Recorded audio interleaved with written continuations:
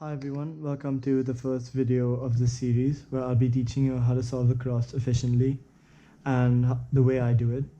I'll be doing some example solves on white cross and I'll be giving you some tips on how to solve it. Without any further ado, let's get started with the first scramble.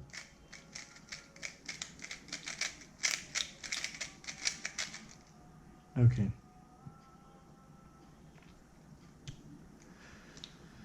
So firstly, what I notice is we have these two opposite and they're already connected. So we could work with that. And essentially, what you have to do is always solve your cross on the bottom. If you're exploring with extended crosses, then there are a few scenarios where solving on the side may be better, but I've never really encountered any situation like that. And so I've never really had to do that before. But for now, I'm just going to be showing you every single time I'll be solving it on the bottom. And what I would do in this cross solution would be u prime, d prime.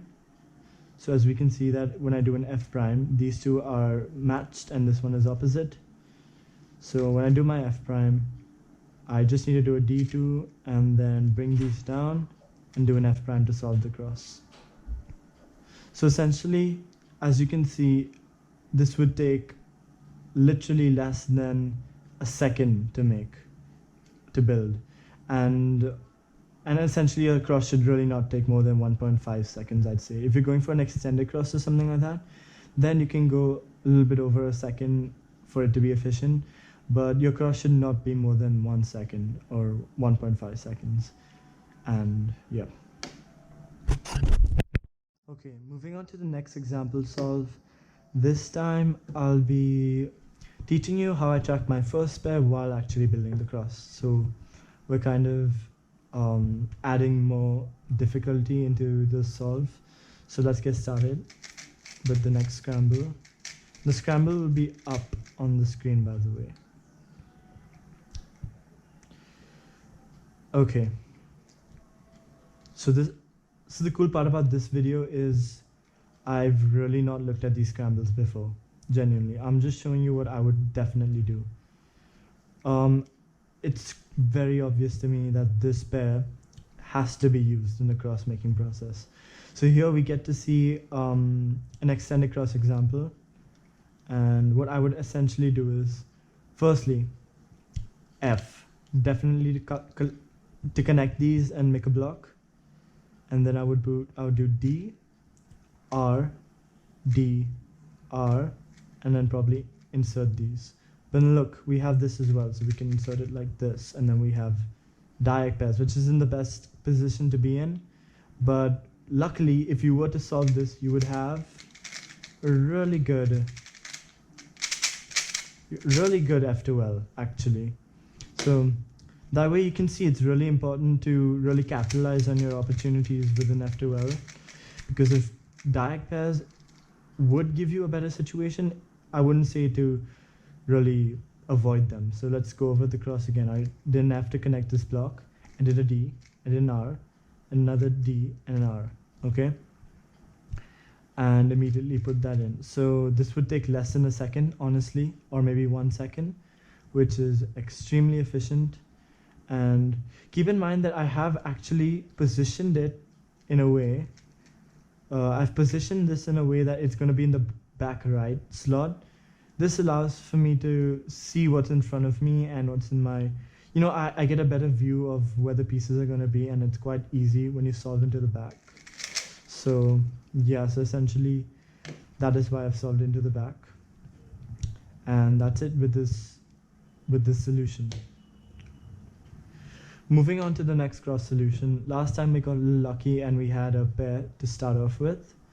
Now let's try the next scramble and see what we could do, and I will still be showing you how to track a pair if we get the chance. Okay, once again, we have a really good cross here. Actually, I'm not so sure how good it is, but let's take a look. Okay, it's not that good. I'm not able to think of good solutions. When I'm tracking pairs, I'd usually look for a pair of pieces that would remain untouched. or when I solve my cross. But unfortunately, I don't think we have much options with that right now. What I do see is these two pieces that we can definitely work with. So what I would usually do is I'll do a D and an R to directly match these up. So you can see we still have the two pairs that we're keeping track of right here. And I know the case I'm gonna get now when I solve these two. I'm going to have to insert this right here, and I'll get a really good case for this actually. So I can just insert it immediately into the back. Okay, remember to aim to insert your pieces into the back. And would you look at that, we have a really good case again into the back. And yeah, unfortunately we got a little unlucky with that.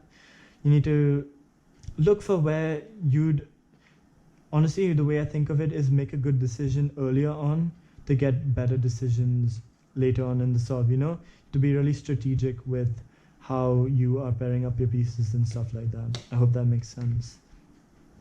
And with that, I guess we're done with the solution. And I'll be showing you another solution now.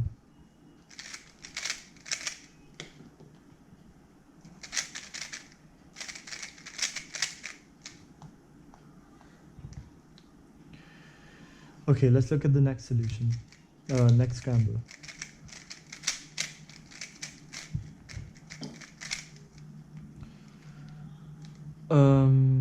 Okay, I see what we have here.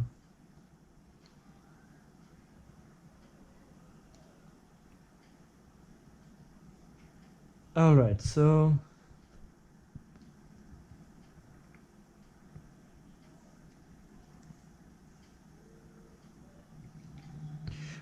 what I'm going to be doing here is I'm going to be using a technique to pair up the pieces to their opposite centers, so that when the cross is done, or when I need to connect these pieces, all I need to do is a D2. What I'm going to do for this is I'm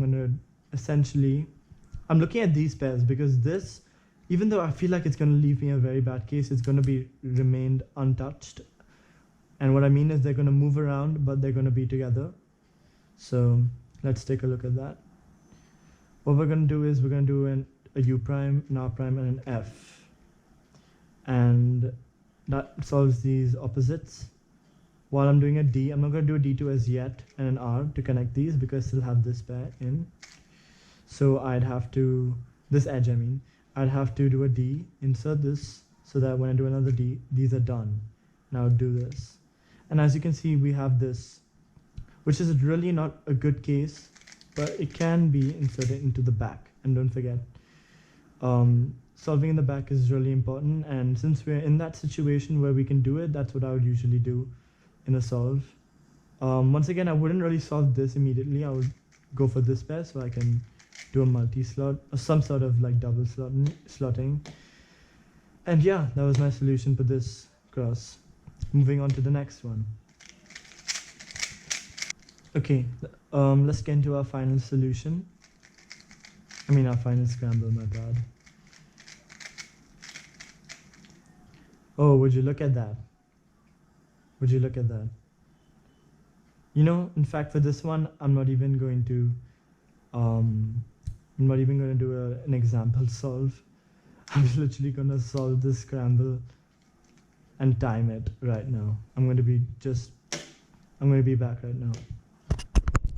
And I can really assure you guys that I haven't ever seen these scrambles before. Every single example that I've done for you right now has been completely new to me, and I thought it was only fair that to keep the integrity of this video, I could kind of show you my first look perspective of each and every case. Because realistically, on a competition, we only get 15 seconds to examine each case, and I thought it was only fair for me to show you exactly what would go through my mind in the first 15 seconds. And now the more that I look at this case, I'm really not sure what I'm going to do, but let's see how it goes. I think it's going to go well.